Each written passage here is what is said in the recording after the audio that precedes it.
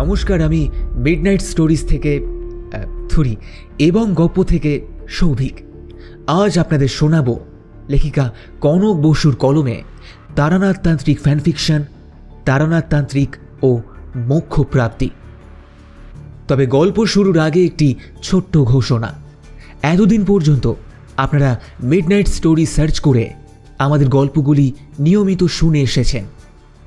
তবে এবার থেকে আর মিডনাইট স্টোরিজ নয়, এবং গপ্প সার্চ করে আপনারা শুনে নিতে পারেন আমাদের চ্যানেলের গল্পগুলি। অর্থাৎ মিডনাইট স্টোরিজ নামের সাথে এটি আমাদের শেষ গল্প। না, চ্যানেল কিন্তু চেঞ্জ হচ্ছে না কোনো রকম গল্পের কোয়ালিটি, শুধুমাত্র চেঞ্জ হচ্ছে চ্যানেলের নামটি। পুরনো উন্মাদনায়, পুরনো উচ্ছ্বাসে, নতুন বছরে, নতুন রূপে, নতুন পরিচয় এবং গপ্প। তাই যারা এখনও চ্যানেলটিকে সাবস্ক্রাইব করেননি তারা অতি অবশ্যই চ্যানেলটি সাবস্ক্রাইব করে পাশে থাকা বেল আইকনটিকে প্রেস করে দিন, যাতে আমাদের সমস্ত গল্পের নোটিফিকেশন আপনার কাছে সবার আগে পৌঁছে যায়। তাহলে আর বেশি দেরি না করে শুরু করছি আজকের বিশেষ নিবেদন। আজকের গল্পের গল্প পাঠে আমি সৌভিক, গল্পে কিশোরীর চরিত্রে মৈনাক, তারানাথের চরিত্রে প্রীতম। শুরু হচ্ছে লেখিকা কনক বসুর কলমে তারানাথ তান্ত্রিক ফ্যানফিকশন তারানাথ তান্ত্রিক ও মোক্ষ প্রাপ্তি।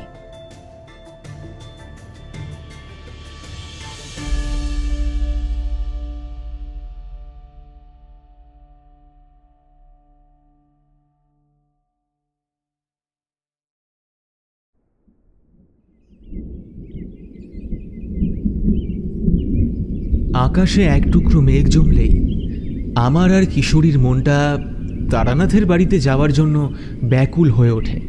আজ যখন অফিস থেকে বাড়ি ফিরবো করছি, হঠাৎ আকাশের দিকে চোখ যাওয়ায় দেখলাম আকাশটা কেমন কালো হয়ে রয়েছে মেঘ জমে। আজ যে ভীষণ বৃষ্টি হবে সেটা ভালোই বোঝা যাচ্ছে। আমার অফিসের কেবিনে ফোনটা ঝনঝন করে বেজে উঠতেই আমি তাড়াতাড়ি ফোনটা রিসিভ করলাম। বললাম, কি হে, তারানাথের বাড়ি যাবে নাকি? অপর দিক থেকে কোনো উত্তর এলো না কিছুক্ষণ। মনে হলো এই ফোনটা তো কিশোরী নাও করে থাকতে পারে। আকাশে মেঘ দেখা মাত্রই আমি কেন ধরেই নিলাম যে ফোনটা কিশোরী করেছে। কে জানে। নিজেকে সামলে নিয়ে গলা পরিষ্কার করে কিছু একটা বলতে যেতেই উল্টো প্রান্ত থেকে কিশোরীর গলা ভেসে এলো। সে বলল, আরিফা, তুমি তো দেখছি নিজেই তারানাথ হয়ে গেলে। হে, কি করে বুঝলে যে আমি ফোন করেছি? কিশোরীর গলার আওয়াজ পেয়ে একটু আশ্বস্ত হয়ে বললাম, না, আমি বুঝতে পারিনি ভাই, এটা নিতান্তই কাকতালীয়। আকাশে মেঘ দেখে সত্যি বলতে তারানাথের মুখে একটি জম্পেশ গল্প শোনার ইচ্ছে হয়েছিল। ঠিক সেই সময় ফোনটা বাজতেই মনে হলো তোমার ফোন হলেও হতে পারে, কিন্তু এটা তোমার ফোন নাও হতে পারত। আর সত্যি যদি তুমি না হতে তাহলে আমার আর লজ্জার সীমা থাকতো না। কিশোরী হেসে উত্তরে বলল,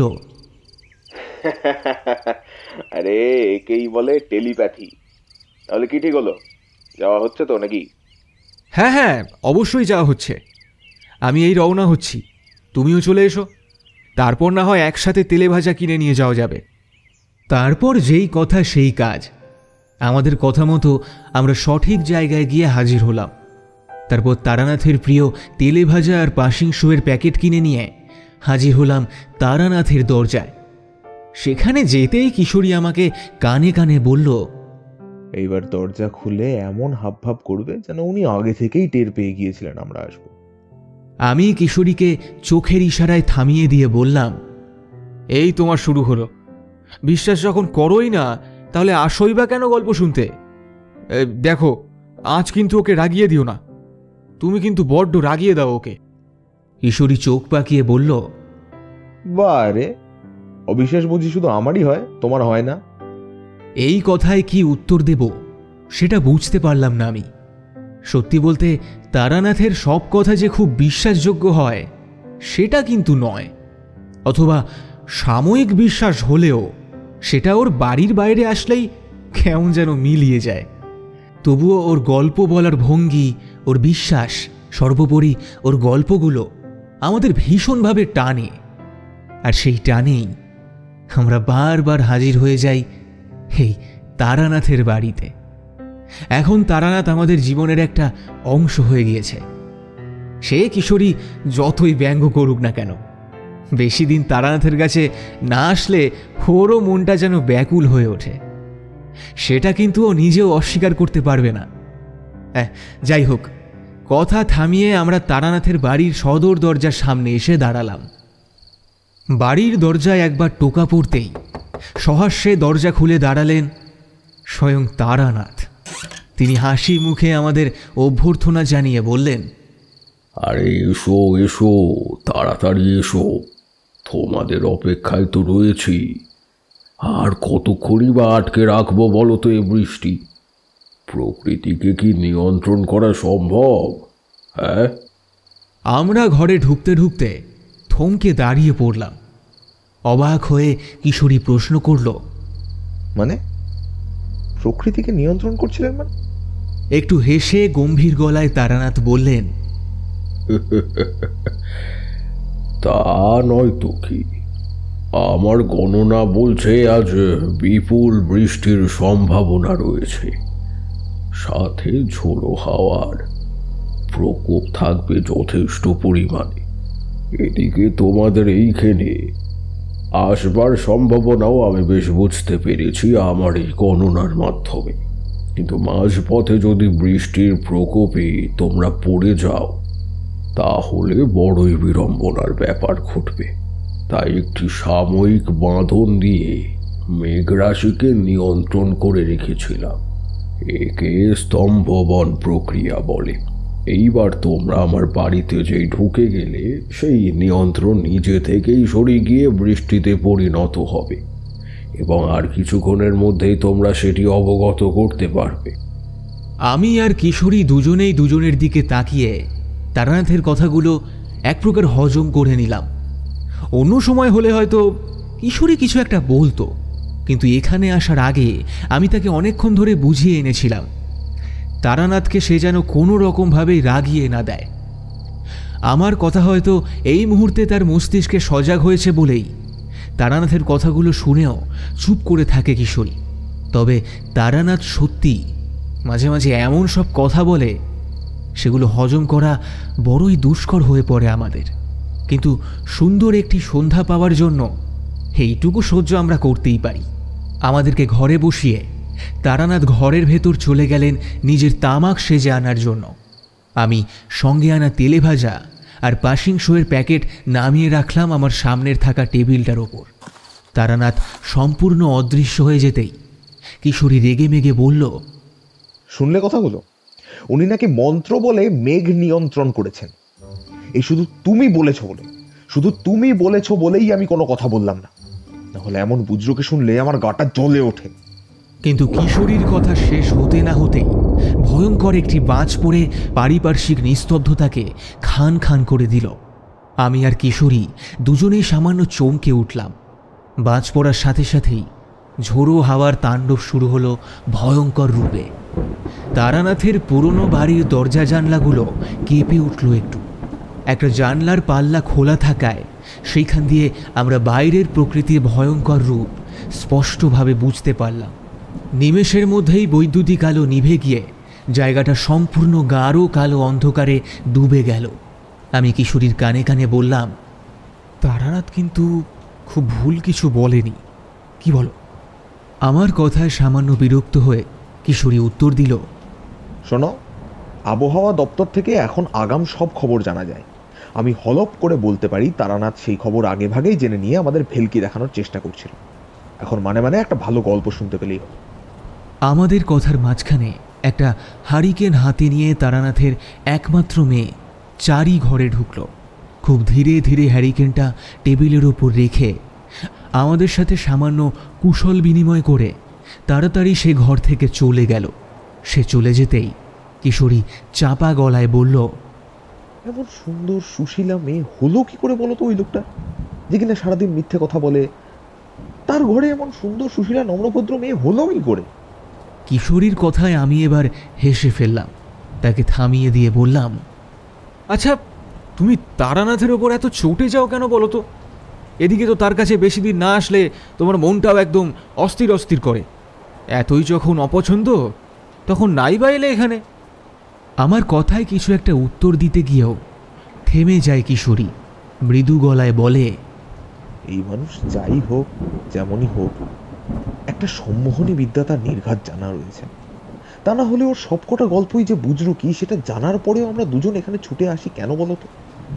আমি কিশোরীর কথার কোনো মতবিরোধ প্রকাশ করতে পারলাম না। তারই মধ্যেই চারি আমাদের জন্য গরম চা নিয়ে হাজির হয়ে গিয়েছে, আর তার পেছনে তামাক সেজে নিয়ে ঘরে প্রবেশ করলেন তারানাথ। ঘরে ঢুকেই নিজের তক্তপোষে বেশ গুছিয়ে বসে একটা লম্বা টান দিয়ে ঘরঘরা টেনে তারানাথ গম্ভীর গলায় বলেন,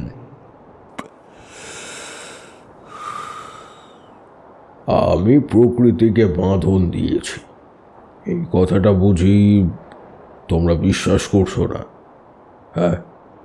আমি আর কিশোরী দুজনেই চোখের ইশারায় বলার চেষ্টা করলাম আমাদের কথাগুলো তারানাথ শুনে ফেলেছে নাকি।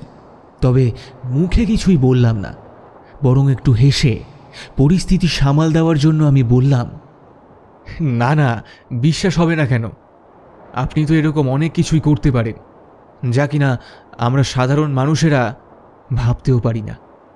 তারানাথ একটু হেসে উত্তর করলেন, কিন্তু তোমাদের মনে মনে যে অন্য কথা রয়েছে। কিশোরী একটু থমকে থমকে বলে উঠল, ও অন্য কথা মানে? এখন কি আপনি আমাদের মনের গভীরে লুকিয়ে থাকা সব কথাও পড়ে ফেলছেন নাকি? আর যদি পড়তেই পারেন তাহলে বলুন দেখি, আমি কি ভাবছি এখন। তারানাথ কিশোরীর কথায় একটু রেগে না গিয়ে বরং সামান্য হেসে উঠে বললেন, তুমি কি ভাবছো যে এই লোকটা সর্বক্ষণ এত মিথ্যে কথা বলার পরেও তার ঘরে এমন নম্রভদ্র কন্যা জন্মালো কি করে, তাই তো? তারানাথের কথায় চমকে উঠলাম আমরা দুজন।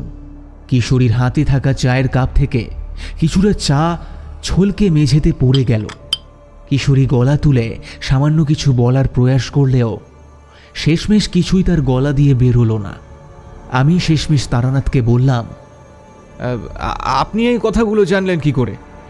তারানাথ এবার গম্ভীর হয়ে আমাকে বললেন, তন্ত্র সাধনা সম্পর্কে তোমাদের সামান্যতম জ্ঞানও নেই, আর সেটি না থাকার জন্যই তোমরা তন্ত্র সাধনাকে উপেক্ষা করছো।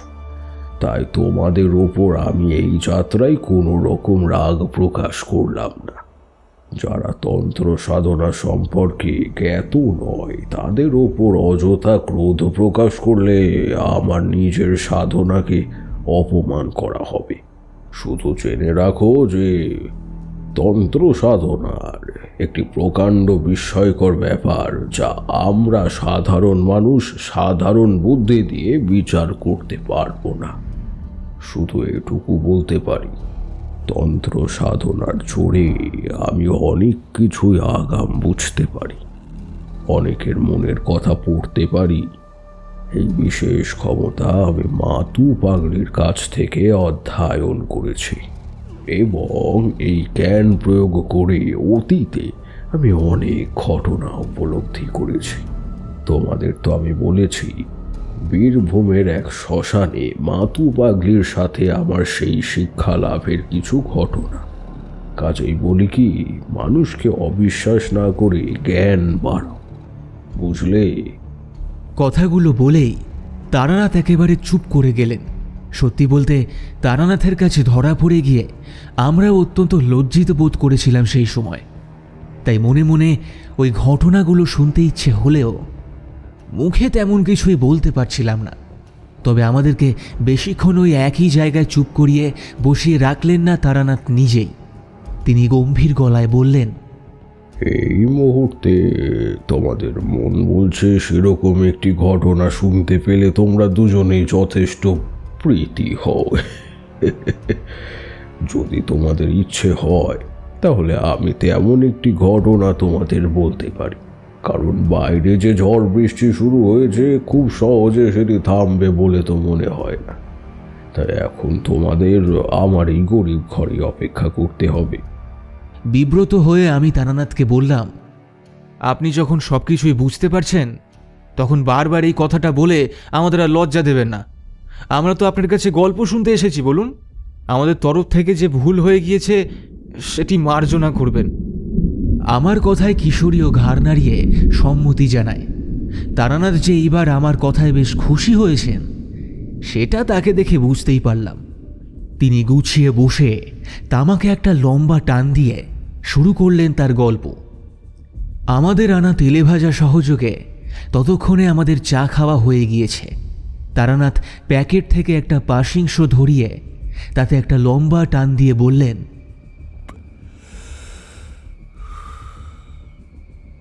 মন বলতে কি বোঝো তোমরা?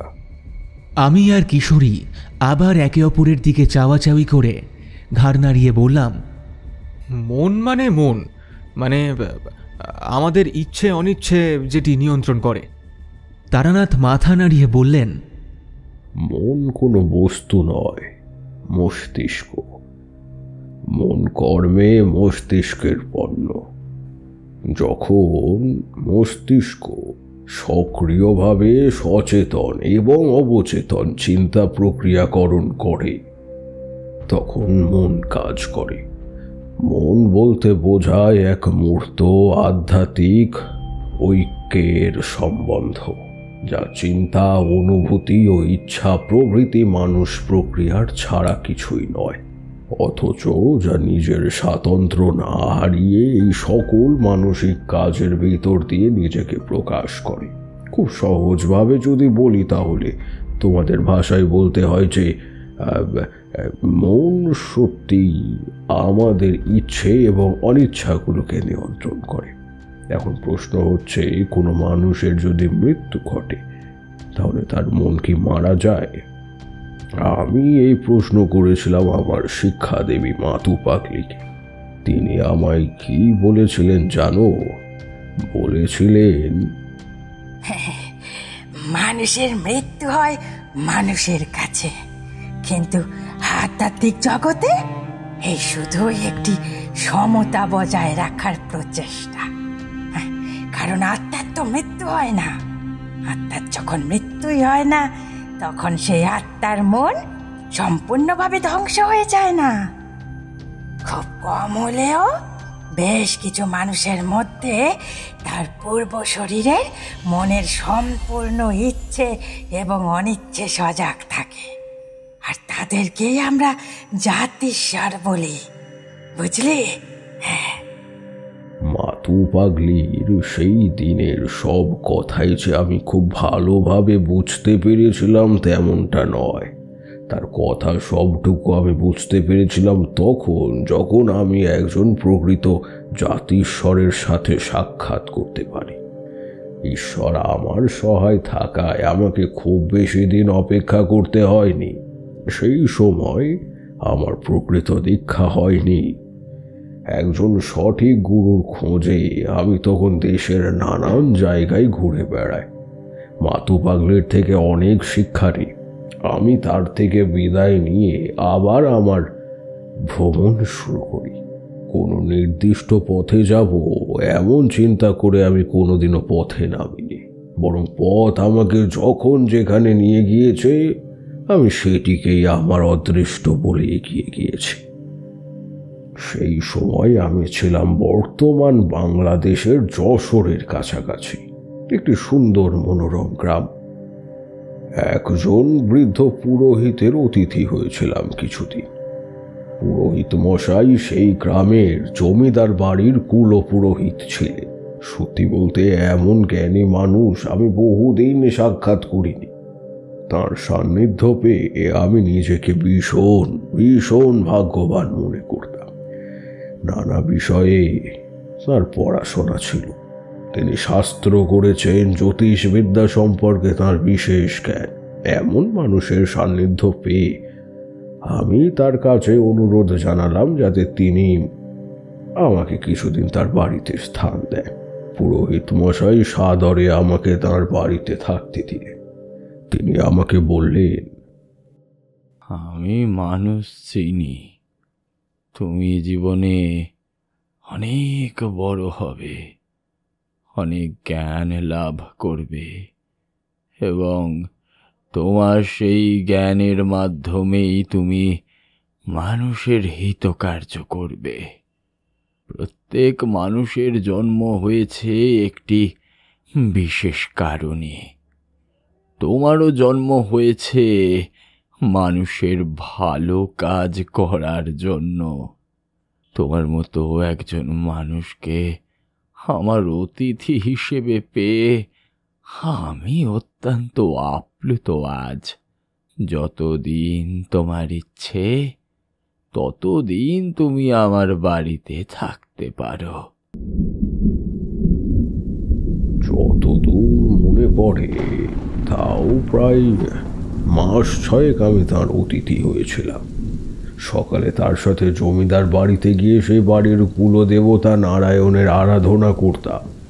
তারপর তার সাথে ফিরে এসে স্নান আহ্নিক করে তার বাড়িতে থাকা বেশ কিছু পুঁথি অধ্যয়ন করতাম। বিকেল থেকে সন্ধে পর্যন্ত নিজের মতো ঘুরে বেড়াতাম সেই গ্রামে। গ্রামের কুলপুরোহিতের অতিথি হিসেবে সেই গ্রামের প্রতিটি মানুষ আমায় যথেষ্ট মান্য করত। তারপর সন্ধে হলে ফিরে আসতাম পুরোহিত মশাইয়ের বাড়িতে। তখন তিনি আমার সাথে নানান বিষয় নানান রকম আলোচনা করতেন। সেই দিনগুলো সত্যি বড় মনোরম ছিল, বুঝলে কি না? কথা বলতে বলতে স্মৃতির সাগরে তলিয়ে যেতে লাগলেন তারানাথ। এদিকে কিশোরী যে ভেতরে ভেতরে অধৈর্য হতে শুরু করেছে সেটা তার পা দোলানো আর হাতের তালুর ওপর হাত নিয়ে ঘষে যেতে দেখেই বুঝতে পারলাম। আজ কিশোরী এতক্ষণে কিছুই বলেনি তারানাথকে, কারণ আজ তার মনের কথা তারানাথ বুঝতে পেরে গিয়েছিলেন বলে। কিন্তু কিশোরীকে আর কতক্ষণই বা আটকানো যায়, তাই আমার নিষেধ উপেক্ষা করে গলা পরিষ্কার করে কিশোরী বলে বসল, আমরা কি আজ আর কোনো গল্প শুনতে পাবো, নাকি ওই গ্রামের মানুষজন তাদের আপ্যায়ন অবধি শুনে চলে যাবে? আমি তারানাথের দিকে তাকিয়ে দেখলাম রাগে তার চোখ দুটো দপদপ করে জ্বলে আবার নিভে গেল। সে অত্যন্ত গম্ভীর গলায় বললেন, শোনো, তোমরা তো অত্যন্ত শিক্ষিত। যখন কোনো প্রশ্নের উত্তর লিখেছ তখন কি তার কোনো ভূমিকা লিখতে না? আমি যদি কোনো গল্পের ভূমিকা না বলে হঠাৎই একটা গল্প শুরু করে দিই, তাহলে সেটি তোমরা বুঝতে পারবে তো? শোনো, এত অধৈর্য হলে আর যাই হোক শিক্ষা লাভ হয় না। কোনো গল্প শোনা যায় না এভাবে। কথাগুলো বলে মুখটা অত্যন্ত গম্ভীর করে চুপ করে বসে রইলেন তারানাথ। আমি বুঝতে পারলাম এক্ষুনি আমি হাল না ধরলে খুব খারাপ কিছু একটা ঘটবে। আমি কিশোরীকে তিরস্কার করে বললাম, আহ কিশোরী, তুমি একটু চুপ করে শোনো না। কোনোদিন কি এমনটা হয়েছে যে আমরা এখানে এসে কোনো গল্প না শুনে চলে গিয়েছি? তাহলে আজই বা তেমনটা কেন হবে? দেখো না, গল্প তো শুরু হয়ে গিয়েছে। একটু শুনলে তার মর্ম বুঝতে পারবে। আপনি বলুন ঠাকুরমশাই। আমার কথায় তারানাথ খুশি হয়েছেন সেটা বুঝতে পারলাম। তিনি আর একটা পাশিংশ প্যাকেট থেকে বের করে তাতে একটা লম্বা টান দিয়ে বললেন, এই এতক্ষণে তুমি একটি মোক্ষম কথা বলেছ। ধৈর্য ধরলে অনেক কিছুরই মর্ম উপলব্ধি করা যায়। শোনো তাহলে, আমি গ্রামের মধ্যে ঘুরে ফিরে বেড়াচ্ছিলাম। একদিন ঘুরতে ঘুরতে গ্রামের বসতি যেখানে শেষ হয়ে গিয়েছে, অর্থাৎ গ্রামের একদম শেষ প্রান্তে এসে পৌঁছে গেলাম। সেখানে বিস্তৃত ধান ক্ষেত, সবুজ ফসলে ভরে রয়েছে চারিদিক। আমি ক্ষেতের আল বেয়ে হাঁটতে হাঁটতে দেখলাম বেশ কিছুটা দূরে একটি ছোট চালা ঘর রয়েছে। অবাকই হয়েছিলাম, যেখানে বসতি শেষ হয়ে গিয়েছে সেখানে হঠাৎ কোনো ঘর দেখতে পাবো, সেটি সত্যিই বেশ আশ্চর্যের বিষয়। মনে মনে কৌতূহল হতে লাগলো। আমি ধীরে ধীরে ওই চালা ঘরটার দিকে এগোতে লাগলাম। আমার কৌতূহল উস্কে দিয়ে সেই মুহূর্তে সেখান থেকে একটা চিৎকার যেন ভেসে এলো আমার কানে। একটু চমকে গেলাম। চিৎকারটা কোনো বাচ্চার না কোনো স্ত্রী লোকের, সেটা আমি বুঝতে পারলাম না সঠিকভাবে। সত্যি বলতে আকস্মিক একটা আর্তনাদ শুনে আমি একটু ঘাবড়েই গিয়েছিলাম। আমি সত্যি ব্যস্ত হয়ে উঠলাম অনুসন্ধান করবার জন্য। তারপর আরও দ্রুত পায়ে সেখানে পৌঁছানোর জন্য একরকম ছুটতে শুরু করলাম, কিন্তু বেশি দূর এগোতে পারলাম না।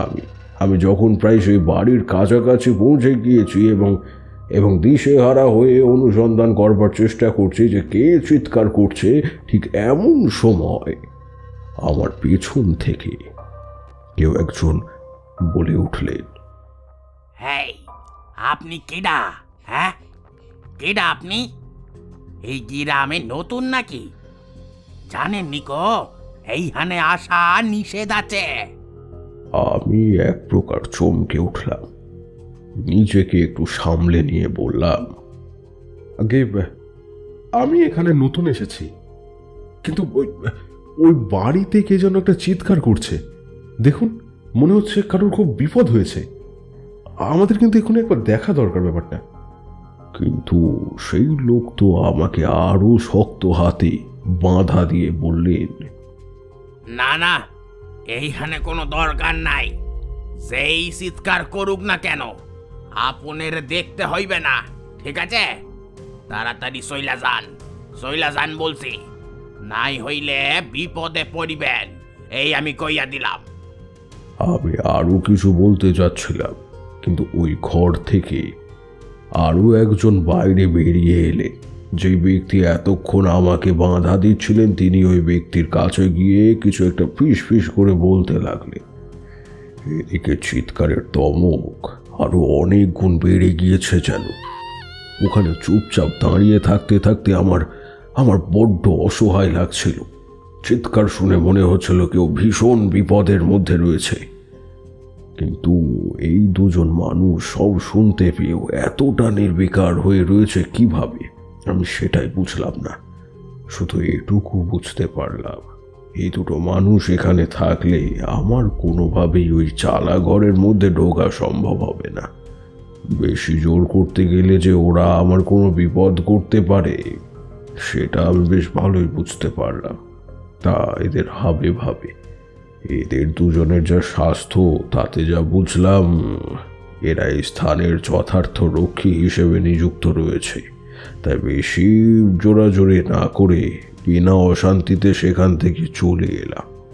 শুধু মনে মনে ঠিক করলাম কোনো এক সময় সুযোগ বুঝে ওই জায়গায় আবার আসতে হবে। আমাকে জানতেই হবে যে কে অমন কাতরভাবে চিৎকার করছে। তার আগে এই ব্যাপারটা নিয়ে যদি পুরোহিত মশাইয়ের সাথে আলোচনা করে নেওয়া যায় তাহলে উনি নিশ্চয়ই আমাকে এই ব্যাপারে কিছু আলোকপাত করতে পারবেন। ফিরে এলাম পুরোহিত মশাইয়ের বাড়িতে। কিশোরী তার স্বভাবসিদ্ধ চঞ্চলতায় জিজ্ঞেস করল, তারপর কি জানতে পারলেন? কে চিৎকার করছিল ওই বাড়িতে? আর ওই লোকগুলোই বা কে যারা আপনাকে বাধা দিচ্ছিল? তারানাথ কিশোরীকে আশ্বস্ত করার ভঙ্গিমায় বললেন, জানতে পারলাম, তবে পুরোহিত মশাইয়ের থেকে নয়। উনি আমাকে কিছুই বললেন না, বরং ওই দুজন মানুষের মতো উনিও আমাকে ওই পথে আর না যেতে বলেছিলেন। আমি নিজের চেষ্টায় পরে সবটা জেনেছিলাম। এ আবার কেমন মানুষ? একটা মানুষ চিৎকার করছে আর উনি আপনাকে সেখানে যেতে বারণ করে দিলেন, অদ্ভুত তো। তারানাথ কিশোরীকে থামিয়ে দিয়ে বললেন, পুরোহিত মশাই আসলে আমাকে খুবই স্নেহ করতেন, কাজে ওই স্থানে গেলে পাছে আমার কোনো বিপদ হয় সেটা উনি কোনোভাবে চাননি, তাই আমাকে নিষেধ করেছিলেন যেতে। নচেত উনি অনেক উঁচু দরের মানুষ, বুঝলে, একদম খাঁটি লোক একজন। তারানাথ যে কিশোরীর কথায় ক্ষুণ্ণ হয়েছেন সেটা আমি বুঝতে পারলাম। কিশোরী তখন কিছু একটা বলতে গেলে আমি তাকে থামিয়ে দিয়ে বললাম, সত্যি কিশোরী, যাকে চেনো না তার সম্পর্কে কি এরকম কোনো মন্তব্য করতে আছে? শোনো না ঠাকুরমশাই কি বলেন, তারপর তুমি বলো। আচ্ছা ঠাকুরমশাই, তাহলে ওই বাড়িতে কে চিৎকার করেছিল? কিভাবে আপনি জানতে পারলেন? বলুন আমাদের। কিছুক্ষণ থেমে তারানাথ আবার শুরু করলো তার গল্প। সেদিন সন্ধেবেলায় যখন পুরোহিত মশাই আমার সাথে আড্ডায় বসলেন, আমি তাকে সরাসরি জিজ্ঞাসা করলাম, ওই চালা ঘরের চিৎকারের কথাটা। তাকে সবটুকু খুলে বলতেই তার মুখের ভাব সম্পূর্ণ বদলে গেল, যেন একটু কঠোর ভাব ফুটে উঠল যেন সেখানে।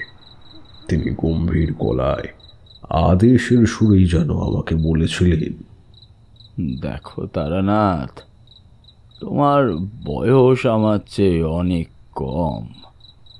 এই বয়সে অদম্য কৌতূহল থাকাটাই স্বাভাবিক, কিন্তু সেই কৌতূহল দমিয়ে রাখাও একটি বড় শিক্ষা। এই গ্রামের নিয়ম অনুসারে ওই জায়গায় আমরা কেউই যেতে পারি না। জমিদার মশাই জানতে পারলে অনর্থ হবে তারানাথ, এমনকি তোমার শাস্তি পর্যন্ত হতে পারে। যেহেতু তুমি আমাদের এইখানে নতুন, তাই তোমার পক্ষে সেই নিয়ম না জানাটাই স্বাভাবিক। কিন্তু এখন যখন জেনে গিয়েছ, তখন আমি ধরে নেব তুমি আমার কথা মেনে চলবে, আর আমাকে এই বিষয়ে কোনো কথা ভবিষ্যতেও আর জিজ্ঞাসা করবে না। আমি পুরোহিত মশাইকে এতটা কঠোরভাবে কথা বলতে আগে কোনোদিনও শুনিনি। আমি একটু অবাকই হলাম বই কি, তবে মাথা নিচু করে তার কথায় সম্মতি জানালাম। তার কথায় আমি বেশ আঘাত পেয়েছিলাম, তাই সন্ধ্যায় যেই খাবার আমাকে দেওয়া হয়েছিল সেটি আমি খেতে অস্বীকার করেছিলাম। এমনকি ওই মর্মভেদী চিৎকার আমাকে মানসিকভাবে এতটাই অস্থির করে তুলেছিল যে আমি কিছু করতে পারছিলাম না। রাতেও ঠিক মতো খেতে পারলাম না। সকালবেলায় ঘুম থেকে উঠে পুরোহিত মশাইয়ের সাথে পুজো করলেও সেই পুজোয় কোনো প্রাণ থাকলো না আমার।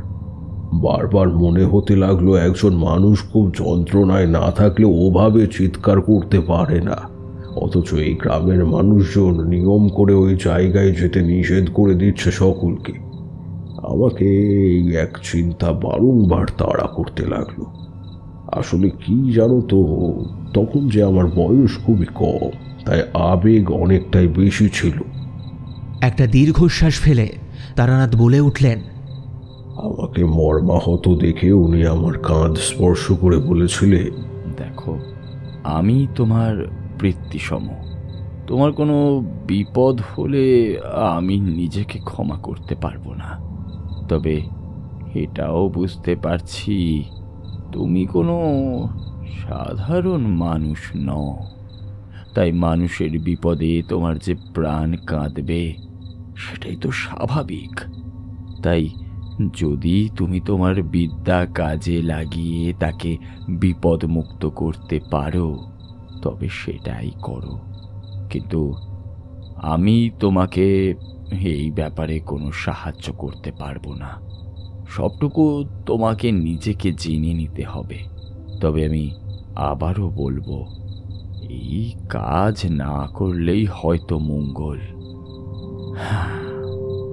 বাকি তোমার ইচ্ছে। পুরোহিত মশাইয়ের কথা শুনে এটুকু বুঝলাম যে উনি হয়তো বাধ্য হয়ে এই বিষয়ে আর নজর দেন না। খুব ম্লান হলেও উনি যে আমাকে খানিকটা প্রশ্রয় দিলেন সেটা আমি বুঝতে পারলাম। এই সাহসটাই আমার দরকার ছিল। আমি তাকে ভক্তি ভরে প্রণাম করে বললাম, আমি একবার আমার মতো করে চেষ্টা করে দেখি না, আমি কিছু করতে পারি কিনা। না পারলে নিজের হার স্বীকার করে নিয়ে চলে যাব এখান থেকে।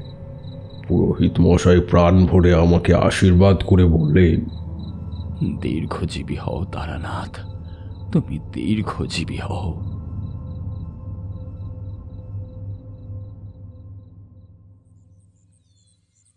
পরের দিন থেকেই আমি জোর কদমে অনুসন্ধান শুরু করে দিলাম। সকালে একবার ঘুরতে ঘুরতে ওই জায়গায় চলেই গেলাম। দেখলাম বেশ কিছু জন খেতে কাজ করছে। আমি দূর থেকে বাড়িটা দেখলাম, তেমন কিছুই দেখতে পেলাম না। বুঝলাম সকালের দিকে ওই বাড়িতে তেমন কোনো পাহারার ব্যবস্থা থাকে না, কারণ এই মানুষজন এখানে কাজ করেন বলে।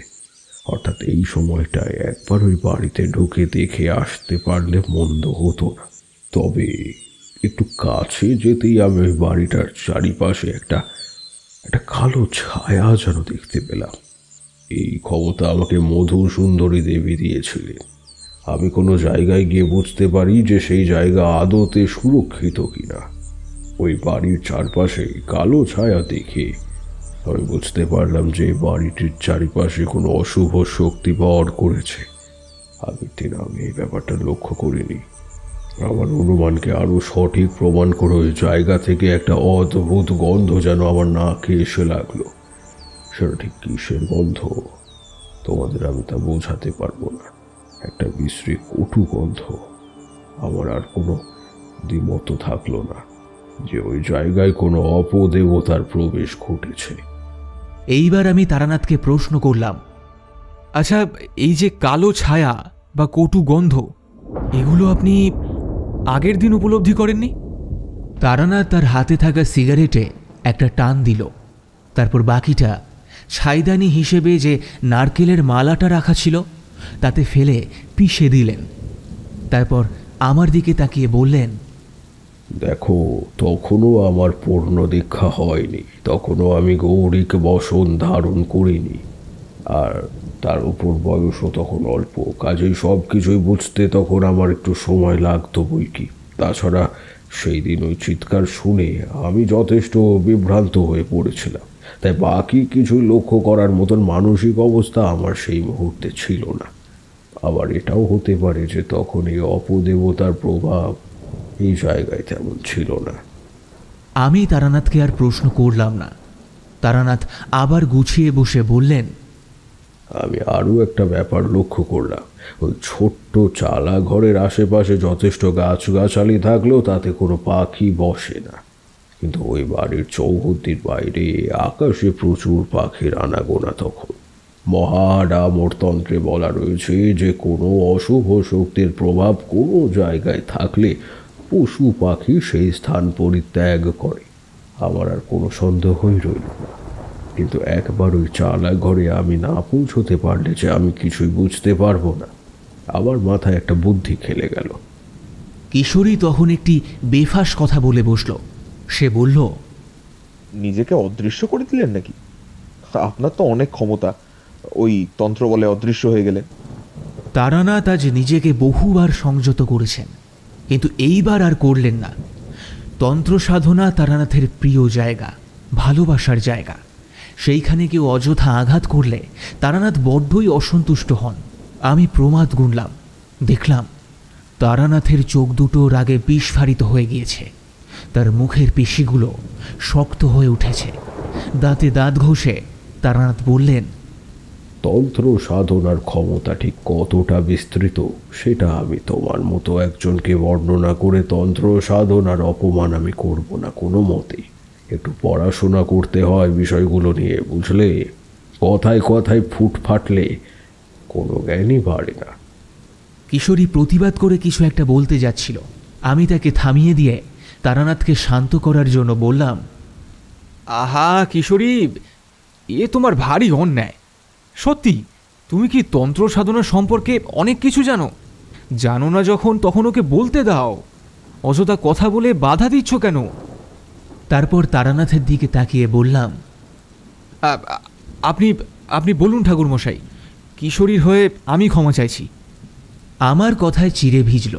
তারানাথ শান্ত হয়ে আবার গল্প বলা শুরু করলেন। মাঝে চারি আবার আমাদের জন্য চা নিয়ে এসেছিল। চায়ের কাপে একটা লম্বা চুমুক দিয়ে তারানাথ বললেন,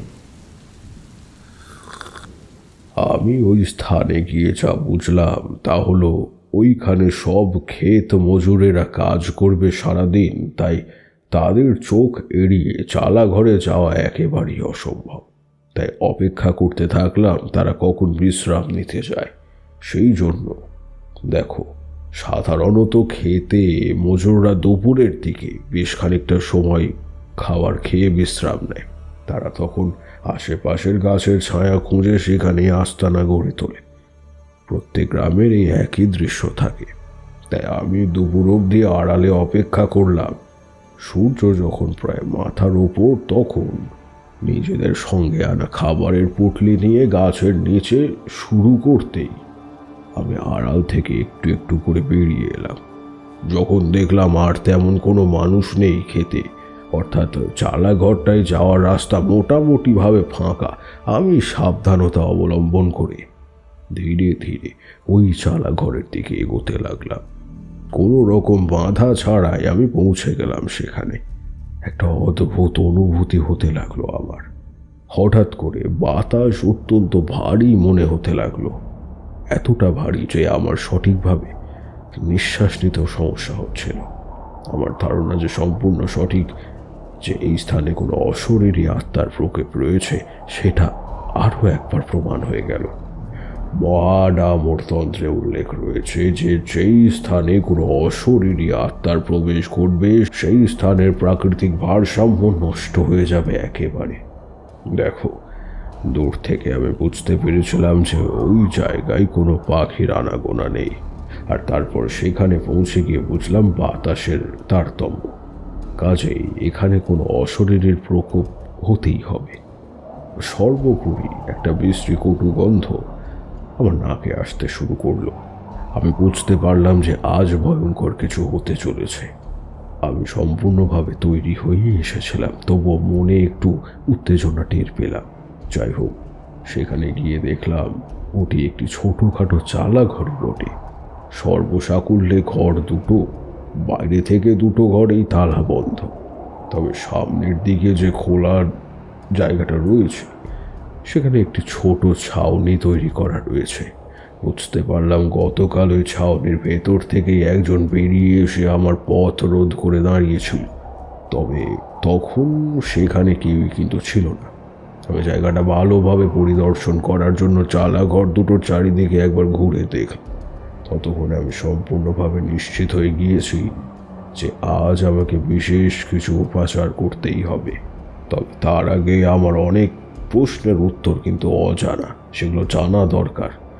প্রথম প্রশ্ন, গতকাল রাতে এইরকম এক স্থানে দুজন প্রহরী কি বা কাকে পাহারা দিচ্ছে? দ্বিতীয়, গতকাল কে ওই রকম ব্যাকুল আর্তনাদ করছিল? আর ওই দুজন প্রহরী সব শুনতে পেয়েও যে আর্তনাদ করছিল, তাকে রক্ষা করার জন্য কোনো প্রয়াস করেনি কেন? পুরোহিত মশাই আমাকে এই স্থানের ব্যাপারে কোনো কথা কেন বললেন না? এই সব প্রশ্নের উত্তর জানতে পারলে ওই স্থানের সব রহস্য আমি উন্মোচন করতে সক্ষম হব। তবে তার জন্য আমাকে সন্ধ্যা পর্যন্ত করতে হবে অপেক্ষা, এটুকু আমি বুঝতে পারলাম। তাই আমার ঝোলার মধ্যে সব সরঞ্জাম সঠিকভাবে রয়েছে কিনা সেটা আমি দেখে নিয়ে চুপচাপ ছাউনির ভেতর ঢুকে অপেক্ষা করতে শুরু করলাম। সত্যি বলতে মনের মধ্যে একটা চাপা উত্তেজনায় আমি বারবার শিহরিত হচ্ছিলাম। কিশোরী উত্তেজিত হয়ে প্রশ্ন করল, কতক্ষণ অপেক্ষা করলে? আর ওই চাষিরা যখন আবার কাজে ফিরল, তখন তারা আপনাকে দেখে ফেললো না? তারানাথ মৃদু হেসে উত্তর করল, অপেক্ষা করতে হয়েছিল বেশ কিছুক্ষণ, ওই ধরো সন্ধ্যা পর্যন্ত। তবে চাষিরা যখন তাদের বিশ্রাম সেরে আবার কাজে ফিরল, তখন তারা আমাকে দেখতে পেল না, কারণ আমি খুব সন্তর্পণেই ছাউনির ভেতরে লুকিয়ে বসেছিলাম। কারণ আমি বুঝতে পেরেছিলাম যে ওইখানে যা হচ্ছিল সেগুলো কেউ যথেষ্ট সতর্কভাবেই সকলের চোখের আড়ালে করবার চেষ্টা করছে। তাই অযথা কেউ আমাকে দেখে ফেলুক, এই রহস্যের কুলকিনারা আমি আর করার সুযোগ পাব না।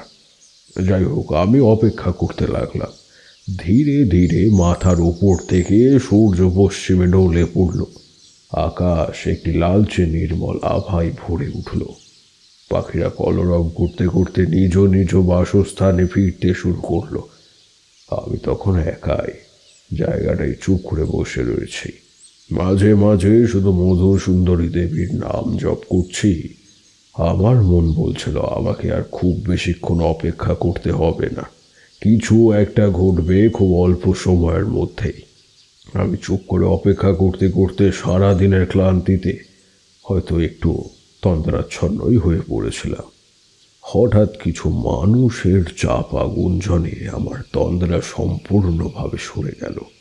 আমি সজাগ হয়ে দেখলাম গতকাল যেই দুজন আমাকে বাধা দিয়েছিল তারাই আজ আবারও এসেছে এখানে। তাদের হাতে থাকা লণ্ঠনের আলোয় আমি স্পষ্ট দেখতে পেলাম তাদেরকে। তবে তাদের সাথে থাকা আরও একজনকে দেখে আমি বুঝতে পারলাম যে গতকাল রাতে কে আর্তনাদ করেছিল। তবে তবে তাকে ওই স্থানে সর্বোপরি দুজন প্রহরীর সাথে দেখে আমি অত্যন্ত অবাক হয়ে গেলাম। আমি যে স্থানে লুকিয়ে বসেছিলাম সেই স্থান থেকে সামান্য সরে এসে আরও ভালো করে দেখবার চেষ্টা করলাম যে আমি আদতে কি ঠিক দেখেছি কিনা। আমি যখন সম্পূর্ণ নিশ্চিত হয়ে গেলাম যে আমি যাকে ভাবছি আমি তাকেই দেখেছি, আমি সত্যি অত্যন্ত অবাক হলাম। তবে এখনই আড়াল থেকে বেরিয়ে আসলে সবটুকু পণ্ড হয়ে যাবে এই ভেবে আমি আমার কৌতূহল তুমি রেখে আবারও চুপ করে বসে রইলাম। আমি এইবার তারানাথকে প্রশ্ন করলাম, কেন? আপনি কাকে দেখেছিলেন? তারানাথ একটু চুপ করে থেকে গম্ভীর গলায় উত্তর দিলেন, এই গ্রামের জমিদার বাড়ির আদরের নাতনি জবাকে। আমি যেহেতু প্রত্যেক দিন পুরোহিত মশাইয়ের সাথে জমিদার বাড়িতে যেতাম, তাই সেই বাড়ির প্রত্যেকটি সদস্যকেই প্রায় আমার চেনা হয়ে গিয়েছিল। তবে এই মেয়েটি ছিল সকলের চেয়ে আলাদা। এই মেয়েটির সাথে আমি বহুবার অনেক আলাপচারিতা করেছি। মেয়েটির একটি অদ্ভুত ক্ষমতা ছিল। আমরা যখন পুজো করতাম তখন প্রায় প্রত্যেক দিন সে অন্দরমহল থেকে এসে উপস্থিত হতো মন্দিরের সামনে। তবে জবা কেন এই সময় এখানে, সেটা রহস্যই তখনও আমার কাছে অধরা রইল। কিশোরী প্রশ্ন করল, মেয়েটির বিশেষ ক্ষমতা বলতে আপনি ঠিক কোন ক্ষমতার কথা বলতে চাইছেন? তারানাথ কিশোরীর দিকে স্থির দৃষ্টিতে চেয়ে বললেন, আজ গল্প শুরুর প্রথমে আমি তোমাদের মন নিয়ে কিছু কথা বলেছিলাম। তখন বলেছিলাম যেই সকল মানুষের পূর্ব জন্মের কিছু কথা মনে থেকে যায় তাদেরকেই জাতিস্বর বলা হয়।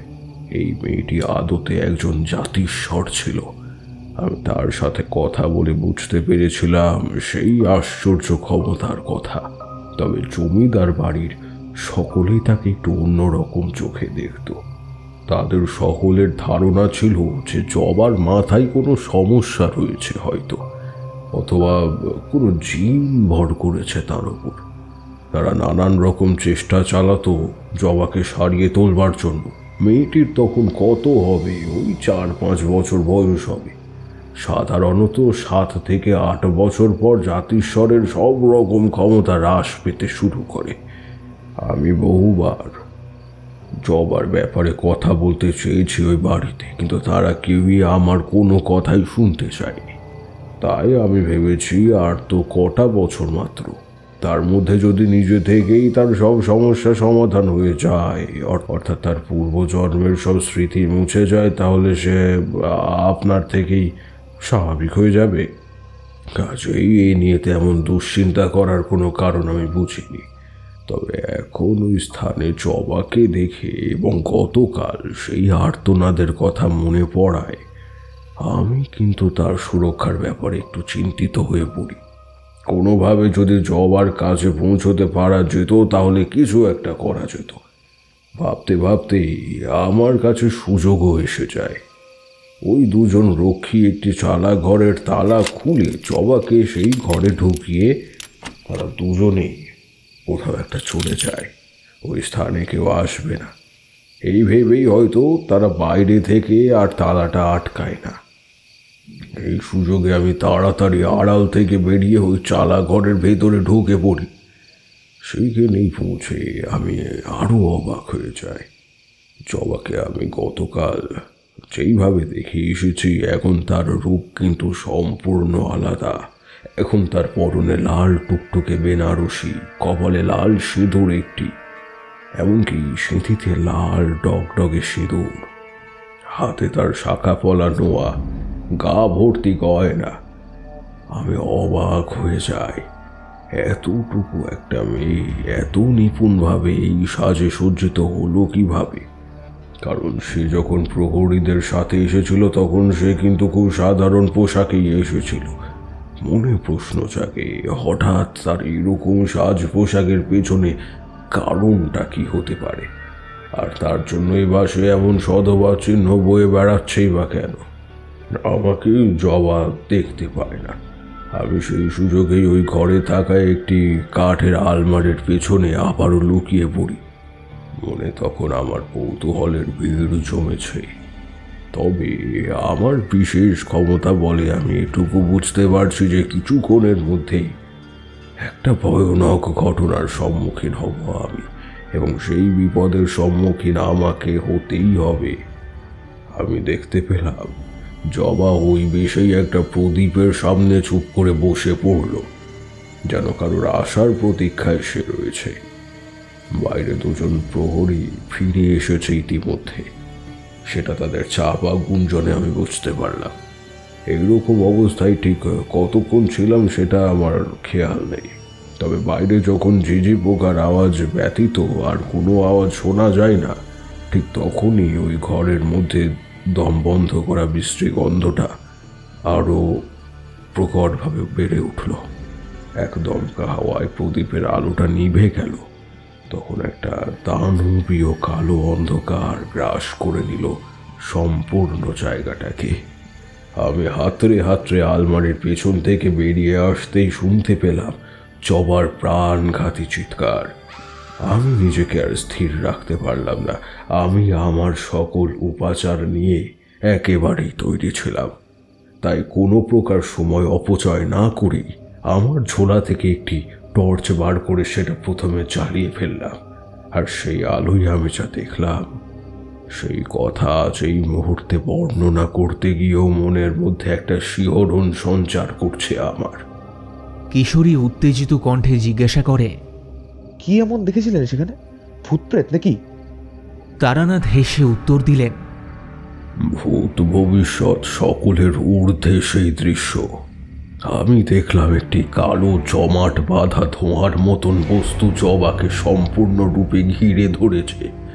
সেই অপদেবতার কোনো অবয়ব না থাকায় চতুর্দিক দিয়ে সেই জবার ছোট্ট শরীরটিকে আষ্টে পৃষ্ঠে ঘিরে ধরেছে। তবে সেই অপদেবতার কোনো শরীর না থাকলেও তার দেহের মধ্যে দুটো হিংস্র চোখ কিন্তু বর্তমান। আমাকে দেখতে পেয়ে সেই হিংস্র চোখের মধ্যে আমি এক নৃশংস আত্মার প্রতিচ্ছবি দেখতে পাই।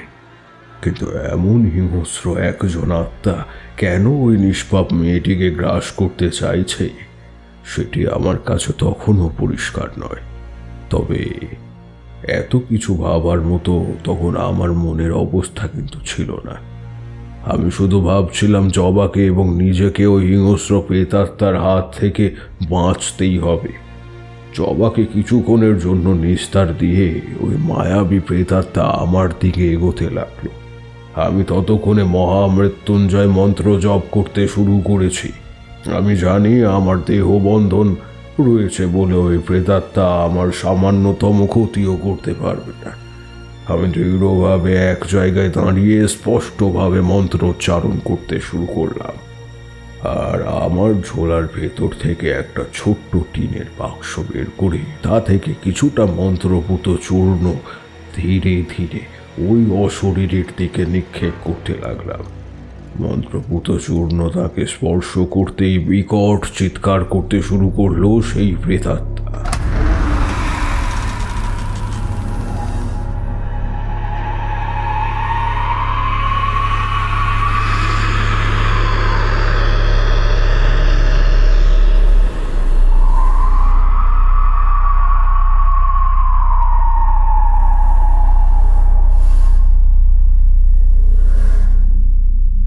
কিশোরীর বেফাস প্রশ্নে আবারও থামতে হলো তারানাথকে।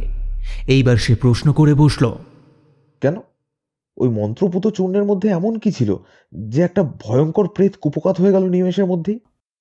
তারানাথ এবার একটু বিরক্ত হয়ে উত্তর দিলেন, তন্ত্রের সব গুরুহ কথা আমি তোমাদের কাছে প্রকাশ করব না হে। তবে এমন অনেক বস্তু রয়েছে, এই ধরো সর্ষে ফুলের মধু, কাকের পালকের গুঁড়ো, ঘুঘু পাখির ডিমের অংশ, সর্বোপরি মধু সুন্দরী দেবীর প্রসাদী ফুল, এইসব বস্তু একত্রিত করে সেই মন্ত্রপুত চূর্ণ বানানো হয়েছিল। আমি বানিয়েছিলাম এমন এক মন্ত্রপুত চূর্ণ যা কিনা অতি ভয়ঙ্কর প্রেত দূর করতে পারে। তন্ত্র সাধনাকে এত তুচ্ছ জ্ঞান করো না হে। তন্ত্র সাধনা এক অসীম শক্তি, যার সম্পূর্ণ হদিশ কেউ কোনোদিনও পেতে পারবে না। সেই যাই হোক, ওই প্রেত যে আর বেশিক্ষণ টিকে থাকতে পারবে না সেটা আমি বুঝতে পারলাম, এবং আমার ধারণাকে সম্পূর্ণ সত্যি করে এক ভয়ঙ্কর চিৎকার করে সে তখনকার মতো বিদায় নিল। আমি দেখতে পেলাম জবা অজ্ঞান হয়ে পড়ে রয়েছে। আমি তাড়াতাড়ি বাইরে থেকে ওই দুজন প্রহরীকে ডেকে নিয়ে এলাম। তারা প্রথমে আমাকে দেখে আটক করবার চেষ্টা করেছিল, কিন্তু আমার মুখে সব ঘটনা শুনে এবং জবার অবস্থা বিবেচনা করে তারা আমাকে আর আটক করলো না। তবে তারা আমাকে ছেড়েও কিন্তু দিল না। জবাকে নিয়ে এবং আমাকে নিয়ে তারা সোজা গিয়ে উঠল জমিদার বাড়িতে। ততক্ষণে রাতের অন্ধকার ফিকে হয়ে গিয়েছে, একটি হালকা আলোর রেখা ফুটে উঠেছে। একটানা এতক্ষণ কথা বলে একটু থামল তারানাথ। সামান্য বিশ্রাম নিয়ে পাসিং শোয়ের প্যাকেট থেকে একটা সিগারেট ধরিয়ে তাতে লম্বা একটা টান দিয়ে বেশ আরাম করে খেতে লাগলেন। এদিকে ঘটনার পরবর্তী অংশ জানার জন্য আমরা মনে মনে ব্যাকুল হয়ে উঠলাম। আমি তাকে প্রশ্ন করলাম, আপনি যখন জমিদার বাড়িতে গেলেন তখন আপনাকে কেউ তিরস্কার করলো না? তারানাথ আমার কথায় মৃদু হেসে উত্তর দিলেন, তিরস্কার করবার যথেষ্ট কারণ ছিল বই কি জানো তো, পুরনো জমিদার বংশে নিজেদের বাড়ির মর্যাদা ব্যতীত তাদের কাছে আর কিছুই প্রিয় ছিল না। আমি তাদের পরিবারের এক অত্যন্ত গোপন ঘটনা জানতে পেরে গিয়েছিলাম, কাজেই তারা আমার প্রাণহানি অবধি করতে পারত, কিন্তু সেটা তারা করেনি। তার কারণ জ্ঞান ফেরার পর জবা নিজেই আমার সাথে কথা বলতে চেয়েছিল। আমি জমিদার বাবু এবং তার পুত্র, তাদের দুজনের উপস্থিতিতেই জবার সাথে কথা বলতে গেলাম। ঘটনার প্রভাবে জবা তখন পুরোপুরি সুস্থ হয়ে ওঠেনি। কোনো রকমে তার ছোট শরীরটা উঠিয়ে হেলান দিয়ে বসে সে আমাকে প্রশ্ন করে, ওকে আর কোনোদিনও আসবে না? ওকে তবে চিরতরে বিদায় নিল? আমি জবার চোখের দিকে তাকিয়ে সরাসরি প্রশ্ন করলাম, তুমি কি চাও মা? তুমি যদি চাও সে আবার ফিরে আসুক, সে আবারও ফিরে আসবে, আর যদি না চাও তবে তারও ব্যবস্থা আমি করব। আমার কথাই কিছুক্ষণ চুপ করে থেকে সে ফুঁপিয়ে ফুঁপিয়ে কাঁদতে শুরু করল। অসহায় সেই কান্নার তমকে তার সেই ছোট্ট শরীরখানা ফুলে ফুলে উঠতে লাগলো। আমার খুবই কষ্ট হচ্ছিল তখন। আমি জমিদার বাবু আর তার পুত্রের দিকে তাকিয়ে দেখলাম তারাও অসহায় হয়ে জবার দিকে চেয়ে রয়েছে। তবে আমার প্রতি তাদের ধারণা সামান্য হলেও বদলে গিয়েছে। নিজেকে সামলে নিয়ে জবা কান্না ভেজা গলায় বলল, কাকা বাবু, আমি আমার বন্ধুদের সাথে খেলতে চাই। আমি মৃদু হেসে জবাকে বললাম, তাই হবে মা, তাই হবে। জবাকে তার মায়ের তত্ত্বাবধানে রেখে আমি জমিদার বাবু এবং তার পুত্রর সাথে বাইরে বেরিয়ে এলাম। তাদের আমি আশ্বাস করে বললাম, দেখুন, আমি আপনাদের এইটুকু বলতে পারি যে জবার কোনো রকম সমস্যা নেই, সে সম্পূর্ণ সুস্থ। তবে তার ঠিক কি কি হয়েছে সেই সম্পর্কে আমি আপনাদের কাল বলতে পারবো। আমাকে আজ রাতটুকু সময় দিতে হবে। আজ রাতে ওই স্থানে আমি একটি বিশেষ যজ্ঞের আয়োজন করব। আজ রাতটি অত্যন্ত গুরুত্বপূর্ণ। যদি আমাকে অনুমতি দেন তাহলে আমি সেই যজ্ঞের আয়োজন শুরু করি। আরেকটা কথা, আজ রাতে কোনো মতেই জবাকে বাড়ির বাইরে বেরোতে দেবেন না, সে জোর করলেও দেবেন না। আর আজ আমি ওই চালা ঘরে একাই থাকতে চাই। বিকেল থাকতে থাকতে আপনি যদি কোনো লোক পাঠিয়ে যজ্ঞের সময় সরঞ্জাম সেখানে পৌঁছে দেওয়ার ব্যবস্থা করেন তাহলে আমার খুব সুবিধা হয়। আমার কথা শেষ হতেই জমিদার বাবুর পুত্র আমার হাত চেপে ধরে প্রায় কাঁদো কাঁদো কণ্ঠেই বলল, আমার মেয়েটা সুস্থ হয়ে যাবে তো ঠাকুরমশাই? আপনার কথা আমি আমাদের কুলপুরোহিতের কাছে শুনেছি। তাছাড়া আজ বহুদিন বাদে আমার মেয়েটা সুস্থভাবে কথা বলল। এসবই আপনার দয়া। আপনার যা প্রয়োজন আমি সব সেই জায়গায় পৌঁছে দেওয়ার ব্যবস্থা করব। আমি কথা দিলাম আপনার পারিশ্রমিকের অভাব আমি রাখবো না। আপনি শুধু আপনি শুধু আমার মেয়েটাকে সুস্থ করে দিন। এক অসহায় পিতার নিদারুণ যন্ত্রণা দেখে আমি বড়ই অসহায় বোধ করলাম।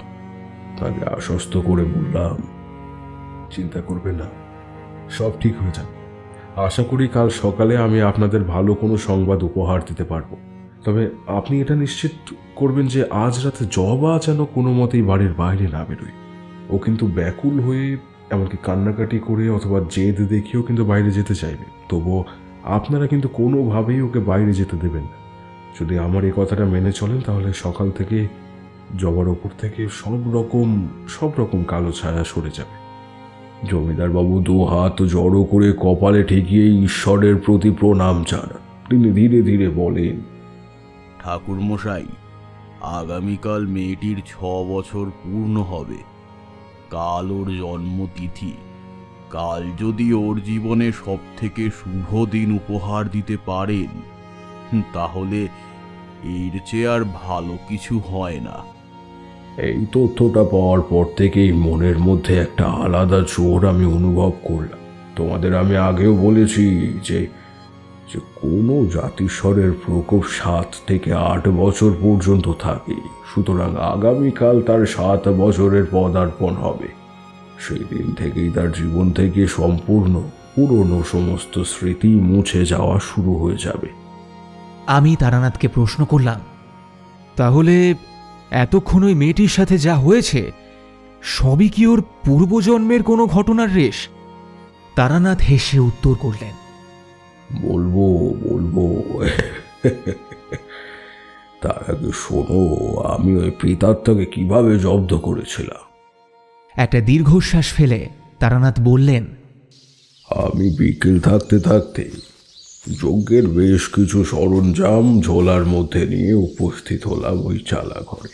গিয়ে দেখলাম যজ্ঞের সমস্ত সরঞ্জাম সযত্নে সেখানে মজুদ করা হয়েছে। ওই 2 জন প্রহরী তখন সেখানেই উপস্থিত ছিল। আমি সেখানে পৌঁছতে তারা আমাকে করজোড়ে প্রণাম করে জানতে চাইল তাদের আর আমার কোনো দরকার আছে কিনা। আমি তাদের ধন্যবাদ জানিয়ে বিদায় দিলাম। পরন্ত বিকেলের নরম আলোয় আমি একটি উপযুক্ত স্থান বেছে নিয়ে উপযুক্ত যজ্ঞকুণ্ড তৈরি করতে শুরু করলাম। বালি, কাঠ, সিঁদুর, আবির আরও নানানবিধ একেবারে উপাচার এক জায়গায় সাজিয়ে রাখলাম যজ্ঞকুণ্ডের চারিধারে। দেখতে দেখতে সূর্যের আলো ম্লান হয়ে এলো। আমি সাথে করে একটি লণ্ঠন নিয়ে এসেছিলাম, কারণ যজ্ঞ শুরু করবার সঠিক সময় না হওয়া পর্যন্ত আমাকে অপেক্ষা করতে হবে। তাই একটি লণ্ঠন সাথে থাকলে পারিপার্শ্বিক আবহ বুঝতে খানিকটু সুবিধে হয়। সূর্য সম্পূর্ণ অস্ত গেলে আমি আমার সাথে আনা লণ্ঠনটা জ্বালিয়ে নিয়ে মন দিয়ে মধুসুন্দরী দেবীর নাম জপ করতে লাগলাম। এ আমার মনোসংযোগ করার এক উপায়। আজ আমাকে এক অসীম লড়াই লড়তে হবে, আর তার জন্য একটা মানসিক প্রস্তুতি নেওয়াটা একান্ত প্রয়োজন। ধীরে ধীরে সময় এগোতে শুরু করলো। আকাশে চাঁদ সম্পূর্ণভাবে উঠে গেলেই আমি যজ্ঞস্থলে গিয়ে বসলাম। শুরু করলাম আমার সেই বিশেষ যজ্ঞ। এই বিশেষ যজ্ঞের ওপর নির্ভর করছে জবার পরবর্তী জীবন। সেই দিন যদি আমি কোনোভাবে ব্যর্থ হতাম তাহলে জবাকে হয়তো চিরতরে হারাতে হতো সকলকে। কারণ গত রাতে আমি সেই অশরীরীকে আঘাত করে তাকে অত্যন্ত ক্ষুব্ধ করে দিয়েছিলাম। সে আজ বদ্ধপরিকর হয়ে আমার যজ্ঞ পণ্ড করতে উদ্যত হবে। আমার ধারণাই সম্পূর্ণ সঠিক হলো। যজ্ঞের আগুন যখন তার লেলিহান শিখা ধীরে ধীরে ছড়িয়ে দিচ্ছে চারিদিকে, এক নৈসর্গিক অবস্থার উপস্থিতি আমি বুঝতে পারলাম। তবে তার কিছুক্ষণের মধ্যেই যজ্ঞের আগুনের আলোয় আমি দেখতে পেলাম সেই ভয়ঙ্কর দানবীয় ধোঁয়ার কুণ্ডটাকে। সেটা তখন ধীরে ধীরে এগিয়ে আসছে আমার দিকে। গত রাতে সে যেমন জবাকে আষ্টে পৃষ্ঠে গ্রাস করতে চেয়েছিল, ঠিক তেমনভাবেই আমার কাছেও এগিয়ে আসতে থাকলো ধোঁয়ার আকারে। আমি একটুও ভয় না পেয়ে আমার মন্ত্রোচ্চারণ থামালাম না, বরং আমার সাথে আনা নানাবিধ উপচার দিয়ে ধীরে ধীরে আহুতি দিতে শুরু করলাম ওই যজ্ঞের আগুনে। আমি বুঝতে পারলাম বাতাসের ভারী ভাব একটু একটু করে লাঘব হতে শুরু করে দিয়েছে। এমনকি ওই বিশ্রী দুর্গন্ধটাও সরে গিয়ে যজ্ঞের এক সুন্দর পবিত্র গন্ধ ছড়িয়ে পড়েছে চারিদিকে। আমি বুঝতে পারলাম ওই দুরাত্মার শক্তি গ্রাস পেয়েছে এবং আমাকে এই সময়টায় আরও অনেক গুণ বেশি সতর্ক থাকতে হবে।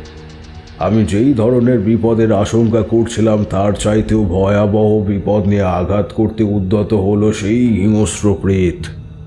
একটি বড় আম গাছ গোড়া শুদ্ধ উপড়ে তুলে আমার দিকে নিক্ষেপ করলো সে। কিন্তু আমি বুঝতে পারলাম এই সবই মায়া।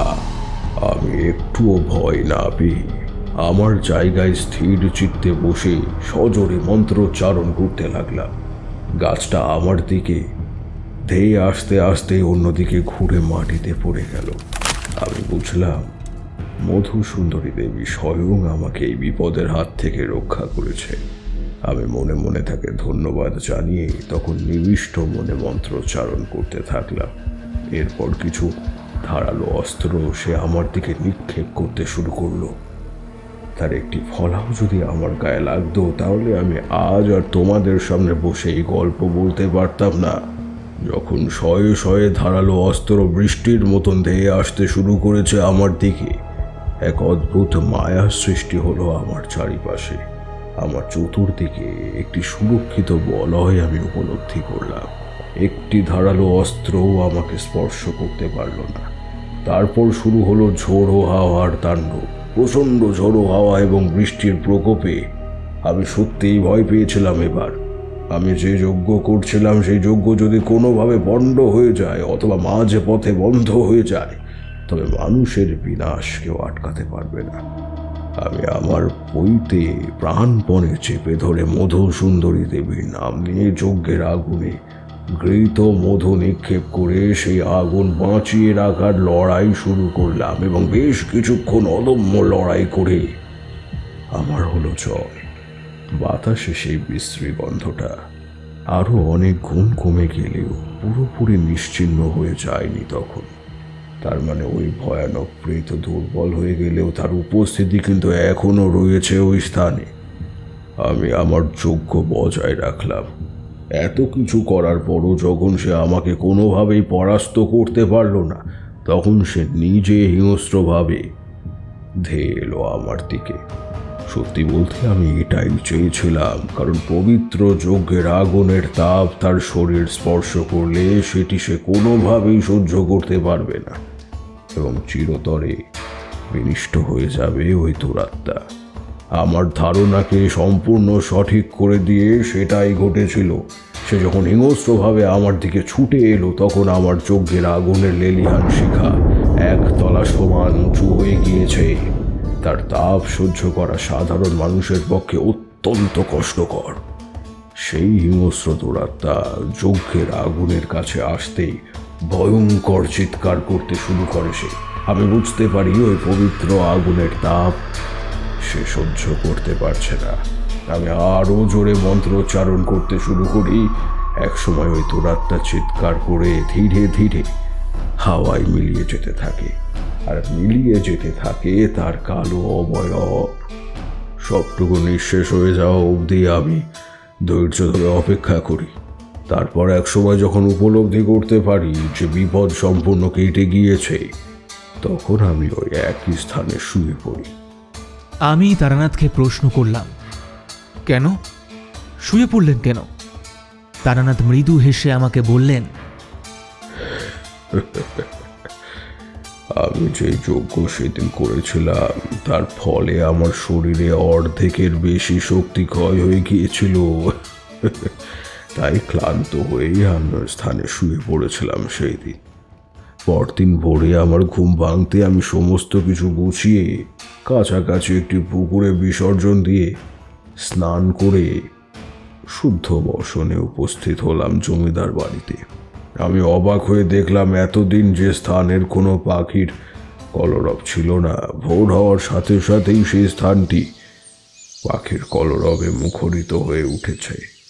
দেখতে পেলাম এক শালিক দম্পতি নতুন একটি জায়গা আবিষ্কার করার আনন্দে চালা ঘরের ওপরে বেশ লাফিয়ে লাফিয়ে নৃত্য করছে। আমি মনে মনে মধু সুন্দরী দেবীকে প্রণাম জানিয়ে জমিদার বাড়ির দিকে রওনা দিলাম। একটু দম নিয়ে তারানাথ বললেন, জমিদার বাড়িতে পৌঁছে দেখি সকলেই আমার জন্য উদ্বিগ্ন হয়ে অপেক্ষা করছে, এমনকি পুরোহিত মশাই নিজেও আমার জন্য অপেক্ষারত। আর হয়তো একটু দেরি করলে তারা আমার খবর আনার জন্য লোকই পাঠিয়ে দিতে। তবে আমি একটা ব্যাপার দেখে ভীষণ প্রীত হয়েছিলাম যে জবা তার স্বভাব সিদ্ধ হয়ে উচ্ছ্বাস ফিরে পেয়েছে। সকলে উদ্বিগ্ন হয়ে অপেক্ষা করলে সে কিন্তু এখন ছুটে বেড়াচ্ছে বাড়িময়। তাকে দেখে আপ্লুত হয়ে আমি আবারও প্রণাম জানালাম আমার আরাধ্যা দেবীকে। জমিদার বাবু এগিয়ে এসে আমাকে জিজ্ঞাসা করলেন, ঠাকুর মশাই, আপনার মহিমা সত্যি অসীম। আজ সকাল থেকে আমার নাতনি একেবারে সত্যি সেরে গিয়েছে।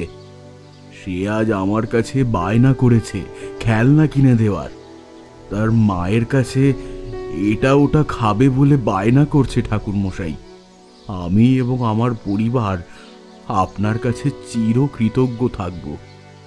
আমি জমিদার বাবুকে প্রতি নমস্কার জানিয়ে বললাম, আমি কিছুই করিনি, যা করার সবই ঈশ্বর করেছেন। তবে জবার কোনোদিনও কোনো অসুখ ছিল না, সেটা আপনার কুলপুরোহিত মশাইও ধারণা করতে পেরেছিলেন বলেই এই অভিযানে যেতে আমাকে সরাসরি বাধা দেননি। আমি চেয়ে দেখলাম পুরোহিত মশাইয়ের মুখ উজ্জ্বল হয়ে উঠেছে। আমি সকলকে খুলে বললাম সম্পূর্ণ ঘটনা। আসলে জবা জাতিস্বর হয়ে জন্মগ্রহণ করে। তার জন্মের পর যখন তার ধীরে ধীরে বোধশক্তি বেড়ে ওঠে, তার সাথেই প্রবল হয়ে ওঠে তার পূর্বজন্মের স্মৃতি। আমি তার সাথে কথা বলে জানতে পেরেছি তার পূর্বজন্মের স্বামী ছিল অত্যন্ত পাষাণ্ড একজন লোক। সম্প্রতি জলে ডুবে তার মৃত্যু হয়েছে এবং সে একটি অশরীরী আত্মায় পরিণতও হয়েছে। তখন সে তার মায়া বলে জবাকে খুঁজে পেয়ে যায়। এদিকে জবার যেহেতু পূর্বজন্মের স্মৃতি মুছে যায়নি, সে এক দেখায় তার স্বামীকে চিনে ফেলে, কিন্তু ওই পাষাণ্ড মৃত্যুর পরে আরও হিংস্র এবং দুরাত্মায় পরিণত হয়। জবাকে সে অত্যাচার করে আনন্দ লাভ করত। আমার ধারণা জবা মাঝে মাঝে সধবার বেশ ধরে বাড়ির বাইরে বেরিয়ে যেতে চাইত। আপনারা সমাজে যথেষ্ট গণ্যমান্য ব্যক্তিবর্গ, হঠাৎ একজন কুমারী মেয়ে সধবার বেশ পরিধান করে গ্রামের মধ্যে হেঁটে বেড়াবে, এটা যাতে পঞ্চকার না হয় সেই জন্যেই ওই চালা ঘরের ব্যবস্থা আপনি করে দিয়েছিলেন, আমি বুঝতে পেরেছি। আর গ্রামে নির্দেশ দিয়ে দিলেন যে ওই স্থানে যে যাবে তার কঠোর শাস্তি হবে। এতক্ষণ আমার কথা অবাক হয়ে শুনছিল সকলে, কিন্তু এবার আমার কথায় বোধ করি জমিদার বাবু একটু লজ্জা বোধ করলেন। তিনি মাথা নিচু করে বসে রইলেন। আমি বললাম, ওই ব্যবস্থায় ওই দুরাত্মার দৌরাত্ম্য বৃদ্ধি পেলেও প্রাণ ওষ্ঠাগত হয়ে উঠেছিল জবাভাই। তার উপর চলতো একেবারে অমানবিক অত্যাচার। আমি এতটা বলে চুপ করে রইলাম। বুঝতে পারলাম জবার মা এবং ঠাকুমা চাপা স্বরে ক্রন্দনরত। আমি তাদের অভয় দিয়ে বললাম, আর কোনো চিন্তা নেই, জবার আজ 7 বছরের পদার্পণ হওয়ার সাথে সাথে তার পূর্বজন্মের স্মৃতি মলিন হয়ে যাবে। আমি তাকে একটি মন্ত্রপুত মাদুলি দিয়ে যাব, সেটি আজ থেকে ধারণ করিয়ে দেবেন। বাকি জীবনের জন্য সে সুরক্ষিত থাকবে। আর ওই হিংস্র দুরাত্মার বিনাশ ঘটেছে সম্পূর্ণরূপে, তাই জবা সম্পূর্ণ সুরক্ষিত। বলাই বাহুল্য, আমি তারপর যতদিন ওই গ্রামে গিয়েছিলাম আমাকে রাজকীয় ব্যবস্থায় রেখেছিলেন তারা। বিদায় নেওয়ার সময় তারা আমাকে এত উপহার দিয়েছিলেন যে তার প্রায় অর্ধেক আমি সাথে করে নিয়েই আসতে পারিনি। তাই এবার বলো, তোমাদের কি আর কোনো প্রশ্ন আছে মনের কথা বুঝতে পারা নিয়ে, নাকি আরো কিছু উদাহরণ দিতে হবে তোমাদের? আমি সলজ্জ উত্তর করলাম, না না, আর কোনো উদাহরণ আমাদের দরকার নেই। এমন সুন্দর গল্পের পর কি আর কিছু দরকার পড়ে? কি বলো কিশোরী? কিশোরী মৃদু হেসে সহমত প্রকাশ করল। সত্যি বলতে তারানাথের কাছে আসার কারণ এই রকমই অদ্ভুত অথচ রোমাঞ্চকর গল্পের লোভ। গল্প শুনে মন প্রাণ আনন্দিত হয়ে উঠতেই আমরা তারানাথের বাড়ি থেকে বেরিয়ে পড়লাম। ততক্ষণে বৃষ্টিও থেমে গিয়েছে, তবে আকাশের মুখ তখনও ভার হয়ে রয়েছে। আবারও যখন তখন বৃষ্টি নামতে পারে। আমরা একটু এগোতেই তারানাথ পিছু ডেকে আমাদের বললেন, পথে যেন কোথাও দাঁড়িও না। মাত্র 30 মিনিট 34 সেকেন্ডের জন্য আমি স্তম্ভন প্রক্রিয়া করতে পারলাম এইবার। আমি আর কিশোরী দুজনেই দুজনের দিকে তাকিয়ে মৃদু হেসে পথ চলতে শুরু করলাম। সত্যি বলতে সত্যি মিথ্যের ভারসাম্যের ঊর্ধ্বে আমাদের তারানাথ। তার সাথে থাকলে তার বলা প্রত্যেকটি কথা বিশ্বাস হয়ে যায় আমাদের। তাই হয়তো বারবার তার কাছে ফিরে আসি এক নতুন অভিজ্ঞতা অর্জন করতে। কারণ ফিরে যাওয়া তো ফিরে আসার জন্যই।